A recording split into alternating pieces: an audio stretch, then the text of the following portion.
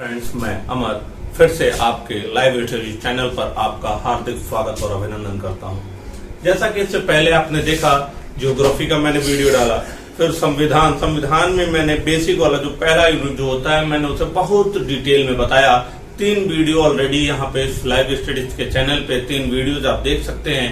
तो 3 video already पढ़ चुके हैं संविधान के। ये चौथा वीडियो है और संविधान में प्रस्तावना का हमने यहाँ तक बता दिया था कि 26 नवंबर 1949 को पूर्ण रूप से अंगीकृत कर लिया जाता है संविधान सभा के द्वारा संविधान को, और फिर हमने बताया 26 जनवरी 1950 को पूर्ण रूप से लागू कर दिया जाता है हमारा संविधान।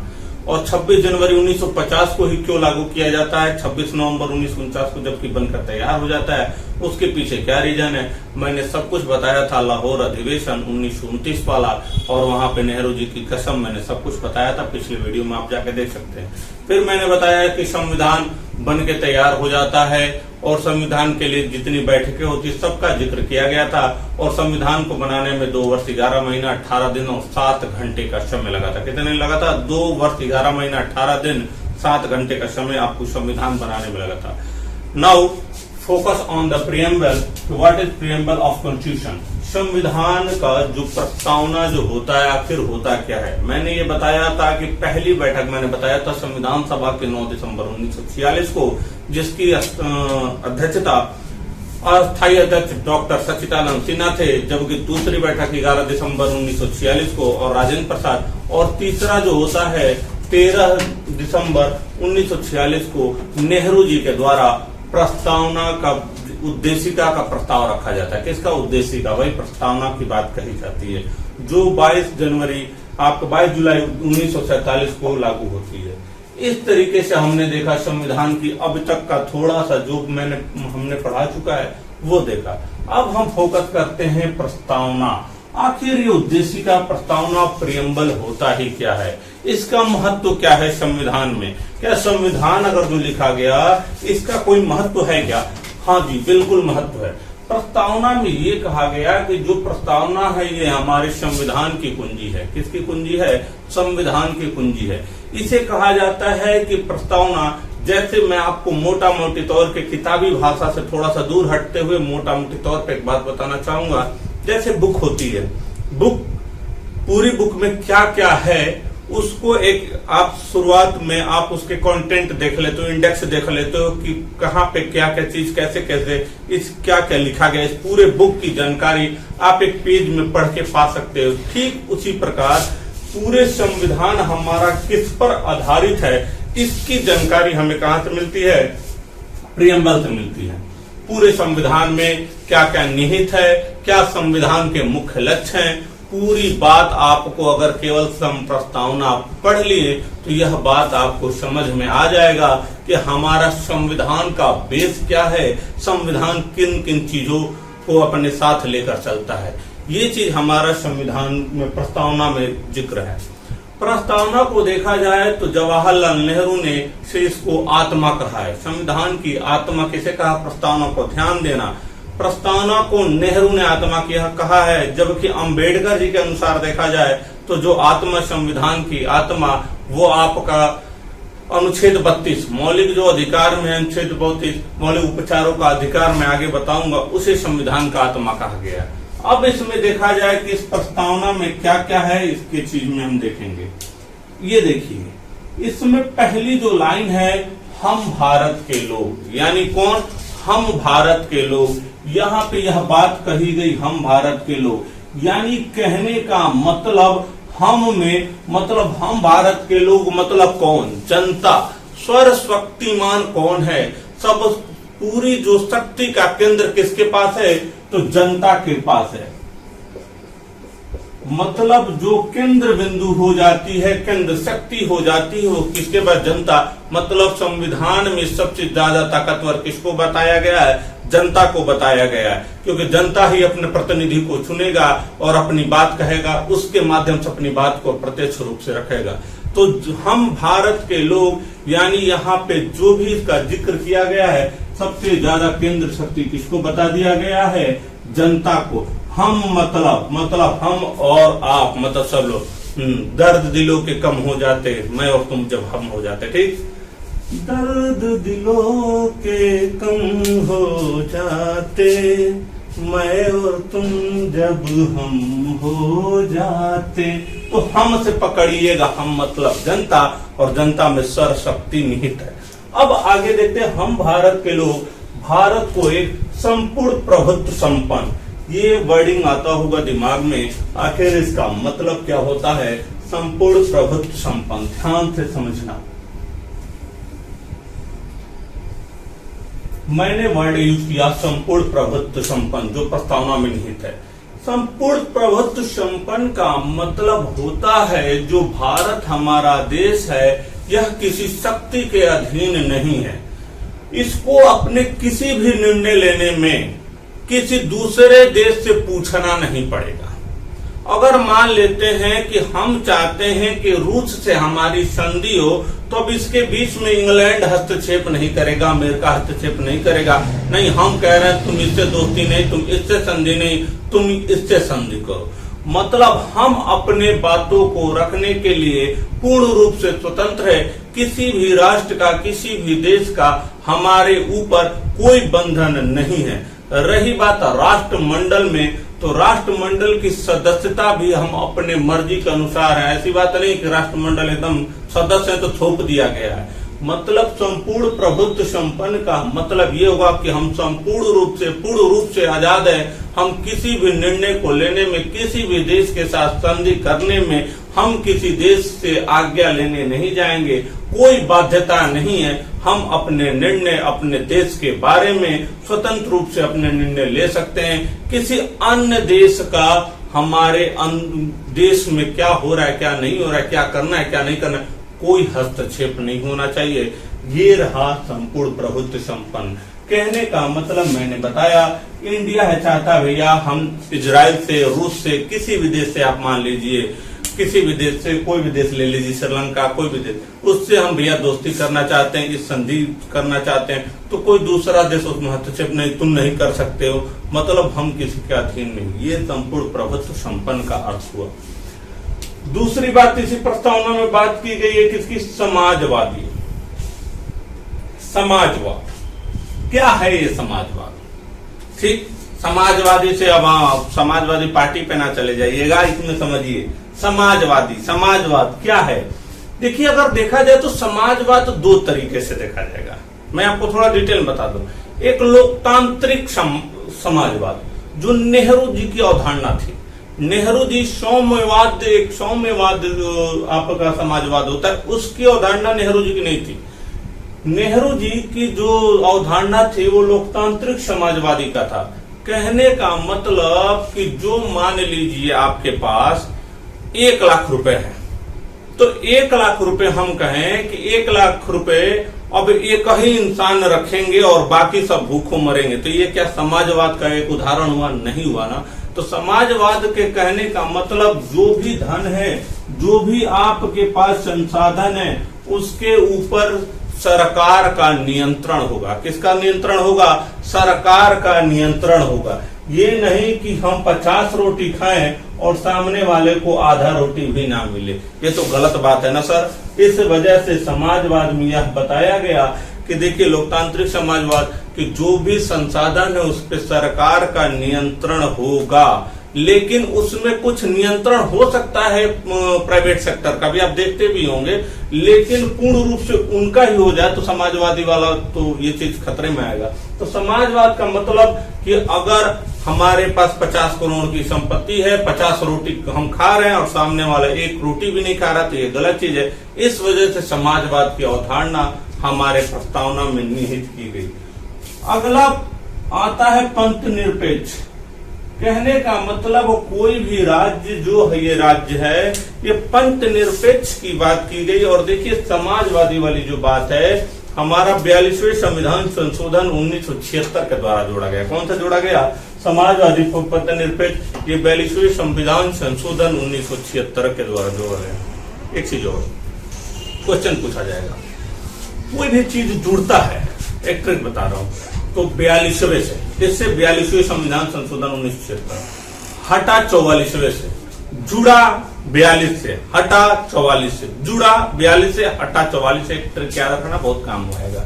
अब मैंने बता दिया संपूर्ण प्रभुत्व किसी के बाध्य नहीं है, समाजवाद ठीक है, अपने ठीक है, सरकार बल नियंत्रण सब कुछ मैंने बताया। पंथ निरपेक्ष, पंथ निरपेक्ष के बारे में मैं ये जानता हूँ, ये क्या मैं जानता हूँ, ये बताया गया है कि पंथ निरपेक्ष के बारे में कोई भी राज्य का कोई विशेष धर्म नहीं, स्वर धर्म समान है, हिंदू मुस्लिम सिख ईसाई सब आपस में भाई भाई, ठीक, मतलब सारे धर्म को वारियता दी गई है। ये नहीं कि इस राज्य का एक धर्म विशेष दे दिया जाए कि केवल इसी धर्म के लोगों पर ध्यान दिया जाए, यही धर्म है, तो राज्य का कोई विशेष धर्म नहीं है, सारे धर्म समान है, सारे धर्मों की अपनी अपनी उपासना अभी आगे आएगा भी करने स्वतंत्र रूप है, आप स्वतंत्र रूप से अपने अपने धर्म को मान सकते हैं, ठीक है। राज्य का कोई विशेष धर्म नहीं है, ठीक है। पंथ निरपेक्ष का मतलब सर्वधर्म समान, सब सारे धर्मों के लिए इसमें उल्लेख है, हमारी संविधान में सारे धर्मों की बात कही गई है, ये नहीं कि कोई विशेष धर्म की बात की गई है, ये हुआ पंथ निरपेक्ष। लोकतंत्र यहां से समझो, लोकतंत्रात्मक से पहले लोकतंत्र समझो। अब्राहम लिंकन ने लोकतंत्र की सबसे बढ़िया परिभाषा बताई थी। देखिए लोकतंत्र क्या होता है, जनता का जनता के लिए जनता के द्वारा किया गया शासन ही लोकतंत्र है, मतलब सर्व शक्ति किसमें निहित है, जनता में। मतलब कहने का मतलब लोकतंत्र में जो जनता होती है वो शक्तिशाली है, तो जो जनता का जनता के लिए जनता के द्वारा किया गया शासन ही वो लोकतंत्र कहलाता है। मतलब उसमें अहम भूमिका कौन निभाता है, जनता, मतलब जनता का शासन भी है, जनता के द्वारा चुना भी गया है, सब कुछ मुख्य निहित कौन है, जनता। तो जनता का, हाँ, जनता के महत्व को इसमें बताया गया है लोकतंत्र वाले में, ठीक। अगला हम देखेंगे गणराज्य। गणराज्य क्या है? गणराज्य होता है, गणराज्य का मतलब ये समझना, जो हमारा राष्ट्रीय अध्यक्ष होता है, यानी राष्ट्रपति राष्ट्रीय अध्यक्ष होता है, फर्स्ट सिटीजन ऑफ इंडिया जो राष्ट्रीय अध्यक्ष होता है, उसका पद वंशानुगत ना होकर यह चुनाव के द्वारा होगा। किसके द्वारा होगा? चुनाव के द्वारा। ये नहीं कि राष्ट्रपति के रामनाथ कोविंद के लड़के भी राष्ट्रपति बन जाए, फिर उनके लड़के राष्ट्रपति बने, ऐसी बात नहीं। अबे हमें मन कर दे, नहीं हम भी भैया राष्ट्रपति बनेंगे, तो राष्ट्रपति की अहारताएं कुछ होती हैं। उम्र 35 साल सब कुछ मैं बताऊंगा, जब आपको भाग 5 पढ़ाऊंगा तो वहां पे सब कुछ बताऊंगा। तो हम भी बन सकते हैं, बिल्कुल आप भी बन सकते हैं। तो ये नहीं कि हाँ, लेकिन कुछ शर्तें होती हैं। ये नहीं कि अभी आप 20 साल के हुए तुरंत नहीं हम राष्ट्रपति बनेंगे, ऐसा कुछ नहीं। उसके लिए कुछ कंडीशन होते हैं, कुछ शर्तें होते हैं। जैसे फॉर्म फिल करते हो ना आप, तो इसके लिए ये उम्र चाहिए, ये क्वालिफिकेशन चाहिए, ये चीज चाहिए। बिल्कुल प्रेसिडेंट के चुनाव के लिए ऐसे भी होता है। तो गणराज्य का मतलब जो राष्ट्र अध्यक्ष होता है उसका चुनाव हो, ना कि वंश के आधार पर उसका चयन हो, ठीक है। जैसा आपने ब्रिटेन में देखा होगा, मैं बताऊंगा बाद में। तो वहां पे क्या होता है, लोकतंत्र तो है लेकिन राजतंत्र का भी कुछ हस्तक्षेप उसमें है, ठीक है। ये चीज आपने देखा हो, वहां के राजा रानी अभी भी सब होते हैं। तो गणराज्य समझ में आया। हमने समझा पूर्ण प्रभुत्व संपन्न किसी भी देश की, हम ये नहीं है कि हम ये कुछ करने जाएंगे तो किसी देश का हस्तक्षेप रहेगा, उनसे पूछ। समाजवाद मैंने बताया, समाजवाद भैया ये नहीं कि कोई 50 रोटी खाए कोई 1 रोटी भी ना खाए, समाजवाद से सिंपल लैंग्वेज में मैं आपको बता दिया, बाकी मैं बताया। पंथ निरपेक्ष मतलब कोई राज्य का एक विशेष धर्म नहीं है, सबके लिए छूट है। लोकतंत्र जनता ही निहित है, जनता का शासन है, जनता के लिए चुना गया है, सब कुछ जनता ही है। इसमें हम भारत के लोग सब केंद्र शक्ति किसमें निहित है, जनता में निहित है। गणराज्य जो राष्ट्रीय अध्यक्ष का चुनाव होगा, ना कि वो वंश के आधार पर होगा। अब देखिए, गणराज्य बनाने के लिए तथा उसके समस्त नागरिकों को सामाजिक, आर्थिक और राजनीतिक न्याय, कैसा न्याय, सामाजिक, आर्थिक, राजनीतिक न्याय समझना। सामाजिक न्याय, किसी के साथ सामाजिक भेदभाव ना किया जाए। कहने का मतलब सामाजिक भेदभाव ना हो, समाज में सब एक बराबर हैं और किसी के साथ सामाजिक भेदभाव ना हो। इस वजह से ये कहा गया है सामाजिक, आर्थिक और राजनीतिक न्याय सबको मिलना चाहिए। कहने का मतलब एक एग्जाम्पल से मैं समझाता हूँ। एक माँ है, माँ के दो बेटे हैं, एक बेटा बी और एक बेटा ए। ए बहुत तंदुरुस्त है, बेटा जो बी है ये थोड़ा कमजोर है और दिव्यांग है। ठीक है, मानने के लिए एक एग्जांपल समझा, दिव्यांग है और ये काफी तंदुरुस्त है। अगर माँ इस कंडीशन में दोनों पे ही बराबर ही ध्यान देगी तो कहीं ना कहीं एक के साथ थोड़ा सा सामाजिक जो अन्याय हो रहा है कि नहीं हो रहा है ना, तो माँ को थोड़ा सा जो बच्चा कमजोर है उसके ऊपर ध्यान देना पड़ेगा ना, तभी तो सामाजिक न्याय को परिभाषित करेंगे, तभी तो सामाजिक न्याय होगा। इस वजह से बी पे से थोड़ा सा अधिक ध्यान देना ही पड़ेगा। इस वजह से ठीक इसी प्रकार जो समाज का हमारा पिछड़ा वर्ग है, जो काफी पीछे है, उस चीज को हमें देखने के लिए कि भैया कहीं वो ज्यादा और पिछड़ ना जाए, उससे सामाजिक न्याय दिलाने के लिए भी हमारा संविधान तत्पर है, जिसका जिक्र भारत के संविधान के प्रस्तावना में उसका उल्लेख किया गया है। तो सामाजिक न्याय आई थिंक आप बहुत अच्छे से समझ गए होंगे। दूसरी बात है आर्थिक। जैसे मैंने समाजवाद को बताया था वैसे आर्थिक रूप से मैंने आपको सुन के हैरानी होगी कि दुनिया के 1% लोगों के पास इतना पैसा है कि जितने कई लोगों का परिवार बच सकता है, अच्छे से खा पी सकते, उनका पेट भर सकता है। लेकिन ये भैया बदकिस्मत की बात है कि भारत में आप देख सकते हैं क्या से हकीकत में क्या है। इसमें ये देखा जाता है कि आर्थिक न्याय सबके साथ हो। मान लेते हैं किसी के पास कई खरब रुपए हैं, कई अरबों रुपए है भैया, उनके अभी भी ऐसे लोग हैं और उनके कुत्ते ऐसे राज्य से जिंदगी जी रहे हैं, और एक आम इंसान है, आम नागरिक है, मिडिल क्लास फैमिली भी, लोअर मिडिल क्लास फैमिली भी, जूता फटा है तो मोजा नया है, मोजा नया है तो जूता फटे, ये सब मतलब शर्ट नहीं है तो पैंट फटा रहेगा, फिर पैंट नहीं है तो शर्ट फटा रहेगा, इसी में अपनी जिंदगी गुजार देते हैं। ठीक, तो मतलब आर्थिक न्याय ये होना चाहिए। कुछ तो ऐसे भी लोग हैं कि जिनको 2 वक्त की रोटी तक नहीं मिलती है, तो ये बिल्कुल गलत है। तो आर्थिक न्याय की भी बात की गई है कि कहीं आर्थिक भैया जो आर्थिक न्याय है वो बिल्कुल हक है यहाँ के जनता का, और आर्थिक न्याय होना चाहिए। ये नहीं कि कोई 50 रोटी खा रहा है, 100 रोटी खा रहा है, 100 रोटी वहां भैया कुत्तों को भी अपने खिला रहे, इधर उधर फेंक रहा है और कोई भूखे मरे। इस वजह से आर्थिक न्याय की भी बात की गई है। अगला चीज देखा जाए राजनीतिक न्याय। राजनीतिक न्याय भी होना चाहिए, सबको भैया न्याय मिलना चाहिए। अगर हम मान लीजिए चुनाव लड़ना चाहते हैं, अगर हम थोड़े से गरीब पृष्ठभूमि से बिलोंग करते हैं तो क्या हम चुनाव नहीं लड़ेंगे? ये तो जरूरी नहीं है कि नेता का लड़का ही नेता बनेगा, राजा का ही लड़का राजा बनेगा, ये तो जरूरी नहीं है। जो लड़ेगा, मेहनत करेगा, वही राजा बनेगा। ठीक है, आपने वो मूवी देखी आनंद कुमार के बेस पे बनी है, ऋतिक रोशन, उसमें राजा का लड़का राजा नहीं बनेगा, उसका बाप कहता है। बहुत प्यारी मूवी है। ठीक, सुपर 30। तो उसमें देखा जाए तो राजनीतिक न्याय अगर नहीं रहता तो शायद आज मोदी जी भारत के प्रधानमंत्री नहीं बनते। आपने उनके बारे में ये कहानी उल्लेखित है, लिखा गया वो चाय बेचते थे। अगर राजनीतिक न्याय ना रहती तो चाय बेचने वाला आज भारत का प्रधानमंत्री नहीं रहता। रामविलास पासवान जी, अभी उनके हाल ही में उनका निधन हुआ, उनके बारे में आप देख लीजिए। एक काफी गरीब पृष्ठभूमि से बिलोंग करते हैं, चाहे लालू जी चाहे किसी को भी देख लीजिएगा। ये हमारा जो संविधान ऐसा बना है और उसमें प्रस्तावना में उल्लेख है, ये राजनीतिक न्याय ही तो है कि आपको मतलब आपको फर्श से अर्श तक पहुंचा सकती है। ठीक है, तो इस तरीके से आप राजनीतिक न्याय भी इसमें उल्लेख किया गया है। आई होप सो कि आपको बिल्कुल समझ में आ रहा होगा। अब देखिए कि ये 3 चीज न्याय में, एक चीज यहाँ भी ये उल्लेख करने के बाद मैं बता रहा हूँ न्याय।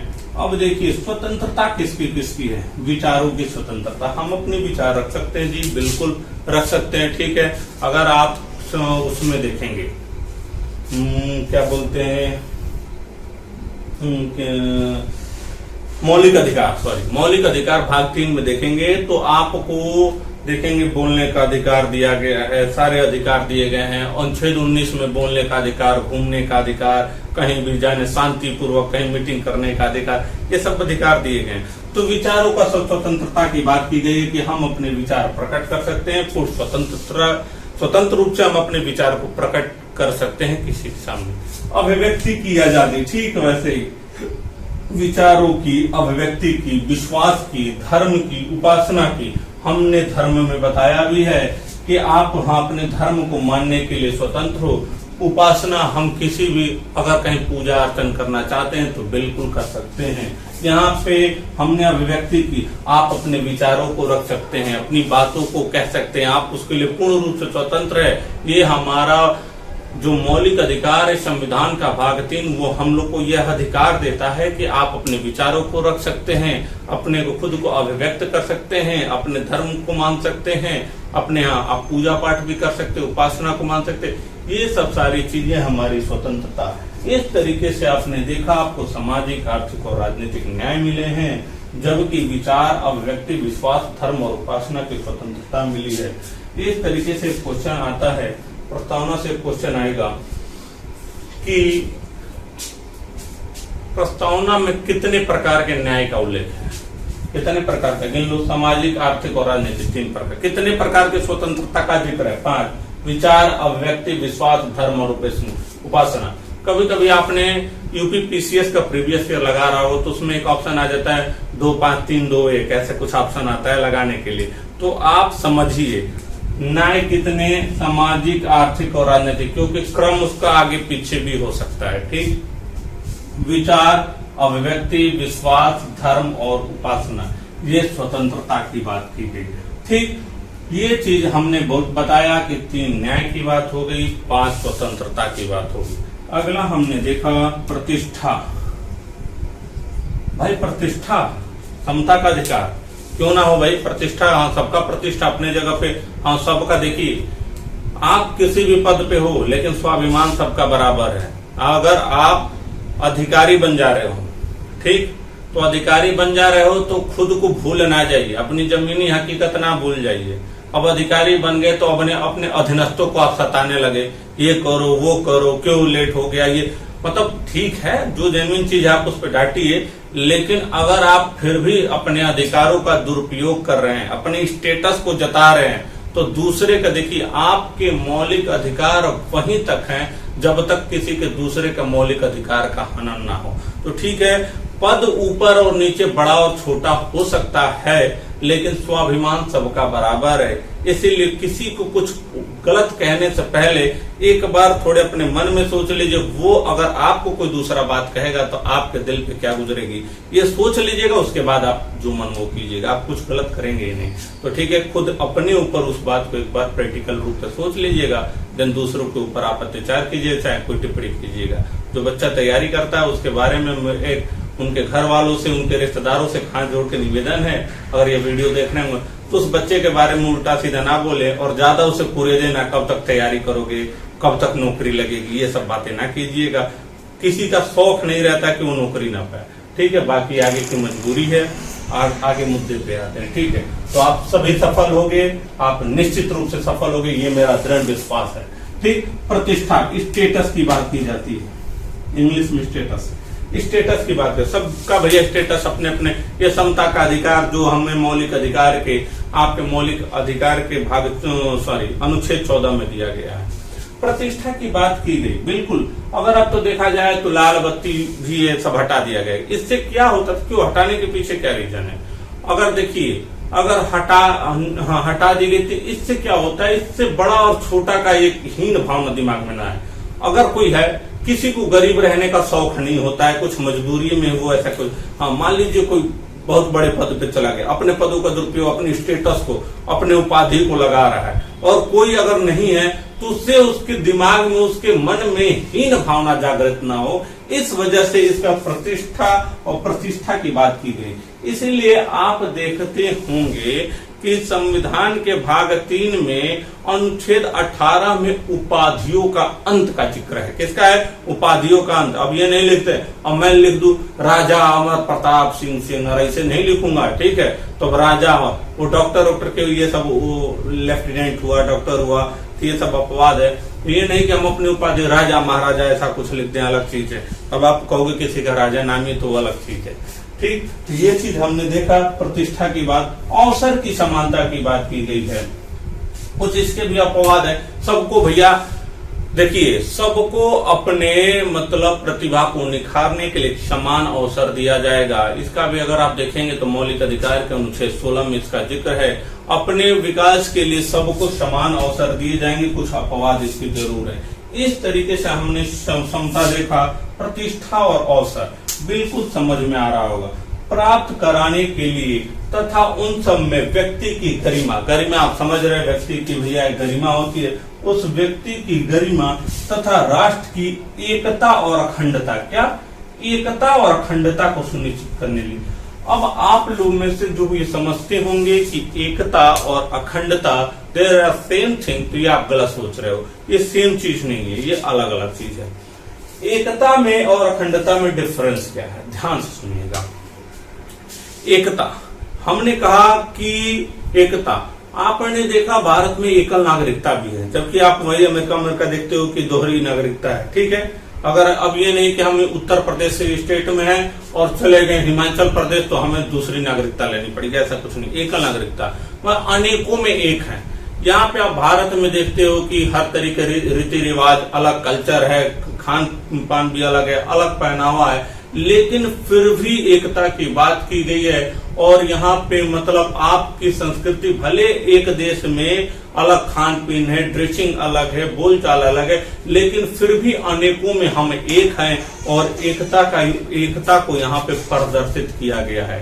तो ठीक, एकता से आप समझ गए अनेकों में एक है, कल्चर अलग है, खान पीन अलग है, ड्रेसिंग अलग है, फिर भी हम एक हैं। अलग अलग धर्म के लोग हैं, अलग अलग समूह के लोग हैं, समुदाय के लोग हैं, फिर भी हम सब एक हैं। इसलिए यहाँ पे संविधान के प्रस्तावना में एकता की बात की गई।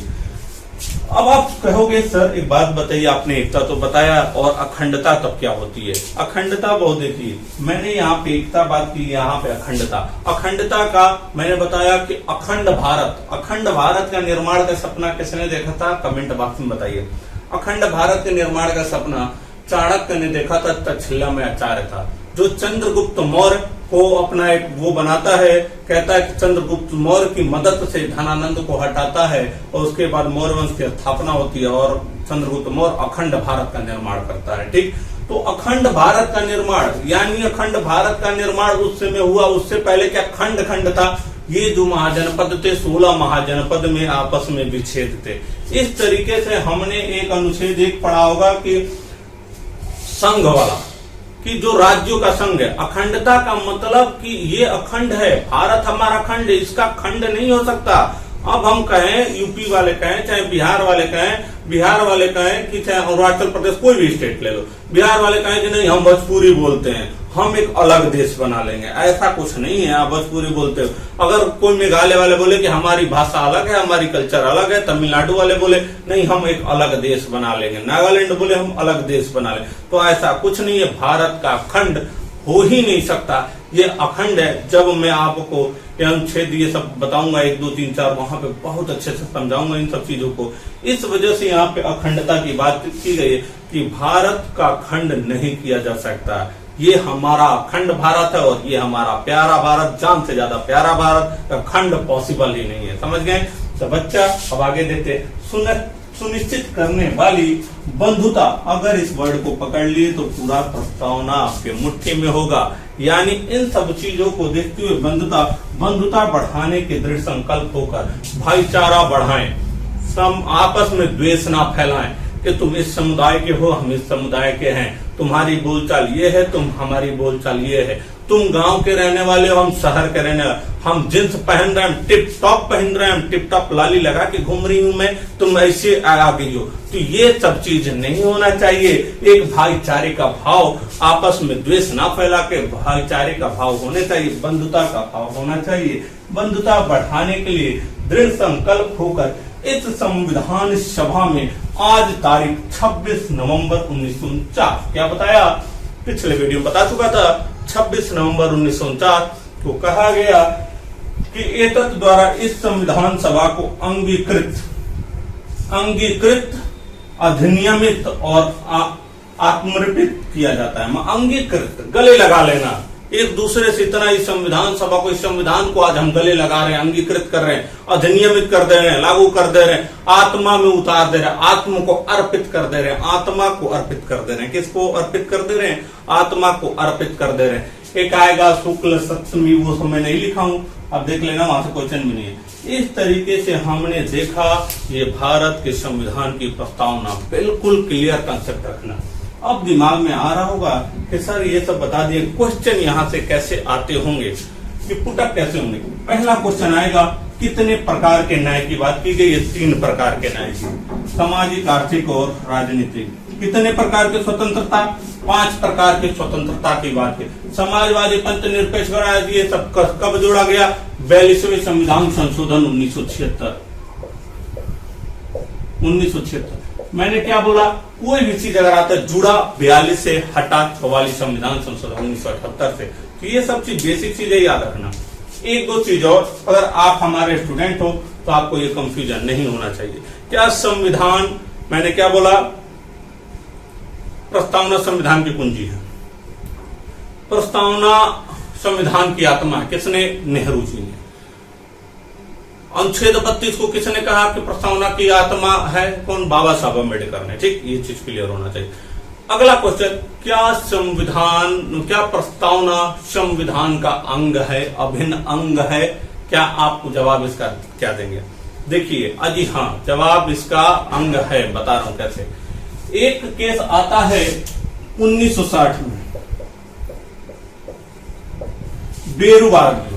बेरुवारी केस में कहा गया 1960 में कि ये संविधान को समझने के लिए प्रस्तावना पर्याप्त है, लेकिन यह संविधान का अंग नहीं है। बेरुवारी केस में लिखा गया। लेकिन उसके बाद 1973 में केशवानंद भारती बनाम केरल राज्य में यह जिक्र किया गया कि संविधान, प्रस्तावना संविधान का भाग है, और इसके बारे में बहुत लोग ने कुछ कहा है। इसके बारे में ये भी कहा गया। एक चीज और, हाँ, तो इस तरीके से देखा 1960 में जो बेरुवारी केस में इसमें माना गया यह संविधान को जानने के लिए पर्याप्त है, लेकिन यह संविधान का अंग नहीं है, भाग नहीं है। जबकि केशवानंद भारती बनाम केरल राज्य जो 1973 में कहा गया, उसमें यह माना गया यह संविधान का एक अभिन्न हिस्सा है। ठीक, इस तरीके से हमने देखा पूरा प्रस्तावना। आई होप सो कि इसमें कोई आपको कमी अभी तक नजर नहीं आई होगी। कोई भी दिक्कत आ रही हो, कमेंट बॉक्स खुला है। एक चीज और, इससे रिलेटेड जो भी क्वेश्चन में बनते हैं, मैं अपने ऑपरेटर महोदय 1 सेकंड रुक जाइए, जितने भी क्वेश्चन बनते हैं उसमें क्वेश्चन को आपको बहुत अच्छे से बताऊंगा, तो बिल्कुल कंफ्यूज ना होना कि संविधान, इसके प्रस्तावना के बारे में किसने क्या क्या बोला। एक चीज और, हमने पिछले 1-2 चीज, जो पिछला जो 3 वीडियो है उसमें 1-2 चीज हमने बताया। देखिए 1-2 चीज छूट गया होगा, एक याद रखना। देखो, हमने बताया था कि देखो उसमें याद रखना कि जो पारसी समुदाय का नेतृत्व किसने किया था। क्वेश्चन आया है एक बार, पारसी समुदाय का नेतृत्व। मैंने क्या बोला? पारसी समुदाय का नेतृत्व। देखो, पी से पारसी, किस देश के संविधान की बात चल रही है? हिंदुस्तान की ना। और इस समय प्रधानमंत्री कौन है? मोदी जी। इस तरीके से पारसी समुदाय का नेतृत्व किसने किया? पीएच मोदी ने। किसने किया? पीएच मोदी ने। तो भारतीय संविधान में जो पारसी समुदाय का नेतृत्व क्वेश्चन पूछा गया, पीएच मोदी। पारसी किस समुदाय का? पारसी किस देश के संविधान की बात हो रही है? तो हिंदुस्तान का। यस। और यहाँ के प्रधानमंत्री कौन है? पॉपुलर नेता कौन है भैया? मोदी जी। तो पीएच मोदी ने पारसी समुदाय का संविधान सभा में नेतृत्व किया था। एंग्लो इंडियन का नेतृत्व किसने किया था? आंग्ल भारतीय का नेतृत्व किसने किया गया था? ये भी क्वेश्चन पूछा गया था, शायद मैं छोड़ दिया था, बताया नहीं था। तो देखो, एंग्लो इंडियन का नेतृत्व किसने किया था? याद रखना, फ्रैंक एंथनी ने। किसने? Frank Anthony. नाम नहीं याद हो रहा होगा तो अभी हम याद करा दे रहे हैं, उससे वो हमारी जिम्मेदारी है। अंग्रेज कैसे होते हैं? फ्रैंक होते हैं। ठीक, एक बार हमने देखा था, जो एक बनारस में से घूम रहा था, तो एक अंग्रेज बुढ़िया थी, वो पूरा यहाँ तक दस्ताना छाता होता लगा के, लाली लिपस्टिक लगा के, वो टिप टॉप ऐसे चल रही थी। तो अंग्रेज क्या होते हैं? फ्रैंक होते हैं। तो फ्रैंक पकड़ना। अमर अकबर एंथनी मूवी देखा है ना? तो अमर हिंदू रहता है, अकबर क्या रहता है? मुसलमान रहता है, और एंथनी क्या रहता है? अंग्रेज रहता है। ठीक है, क्रिश्चियन रहता है। तो किसने आंग्ल भारतीय का नेतृत्व किसने? अंग्रेज फ्रैंक होते हैं और एंथनी, तो फ्रैंक एंथनी ने किया था और पारसी समुदाय का पीएच मोदी ने। अगर आपको इस वीडियो में कोई भी कमी लगी हो तो प्लीज आपसे एक रिक्वेस्ट है, कमेंट बॉक्स में जरूर आप पूछिएगा। और देखिए, अगर वीडियो अच्छी लग रही हो, अगर आपको समझ में आ रहा होगा तो थोड़ा सा प्यार हमारे ऊपर बरसाइए। और हम अपने मंजिल के करीब हैं और बहुत जल्दी स्टूडियो भी बनाने वाले हैं और आपको सारे वीडियो सुपर टेट से रिलेटेड, चाहे आपके एसएससी से रिलेटेड, पीसीएस से रिलेटेड, यूपीएससी से, सारे अलग अलग टीचरों से अलग अलग बैच मिलेंगे। मैं आपकी सफलता के लिए आपसे कहीं ज्यादा ही तत्पर हूँ, ठीक है? तो अपने प्यार को बरसाइए, वीडियो को लाइक, शेयर और सब्सक्राइब कीजिएगा। तब तक के लिए जय हिंद, जय भारत।